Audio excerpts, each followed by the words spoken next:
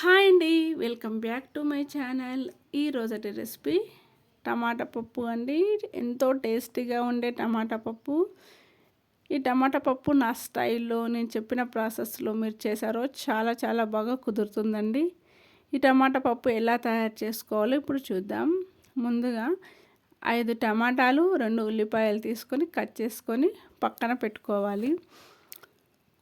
Cooker తీసుకొని అందులో 1 cup కందిపప్పు వేసుకొని మనం ముందుగా కట్ చేసి పెట్టుకున్న టమాటాలు ఉల్లిపాయలు వేసుకొని తగినన్ని నీళ్లు పోసుకోవాలి. ఇలా నీళ్లు పోసుకున్న తర్వాత కొద్దిగా పసుపు, 1 స్పూన్ కారం, 1 స్పూన్ ఉప్పు, కొద్దిగా ఆయిల్ వేసుకొని కలిపి మూత పెట్టుకొని స్టవ్ మీద పెట్టేసుకోవాలండి.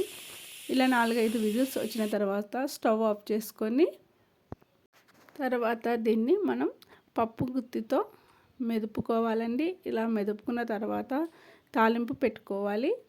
స్టవ్ మీద ఒక ప్యాన్ పెట్టుకొని 1 స్పూన్ ఆయిల్ వేసుకొని 1/2 స్పూన్ జీలకర్ర, 1/2 స్పూన్ ఆవాలు, 5-6 ఎండుమిర్చి, 5-6 పచ్చిమిర్చి వేసుకొని కొన్ని వెల్లుల్లి రెబ్బలు వేసుకోవాలి. ఇది 2 నిమిషాలు ఫ్రై అయిన తర్వాత ఇందులో కరివేపాకు వేసుకోవాలి. తాలింపు కొద్దిగా కలర్ చేంజ్ అయిన తర్వాత మనం ఇందులో పప్పు వేసుకోవాలి. ఇప్పుడు దీంట్లో మనం తగినన్ని నీళ్లు పోసుకోవాలి. టమాటా పప్పు అనేది పల్చగా ఉండకూడదండి. ఇది దగ్గరగా ఉంటే చాలా టేస్టీగా ఉంటుంది. 10 నిమిషాలు మసిలిన తర్వాత ఈ పప్పుని మనం కొత్తిమీర వేసుకొని దించుకోవాలండి. పప్పు అనేది దగ్గరగా ఉంటేనే టేస్టీగా ఉంటుంది. ఇందులో నేను చింతపండు వేయలేదండి. 5 టమాటాలు వేసాను కదా, అదే పులుపు సరిపోతుంది.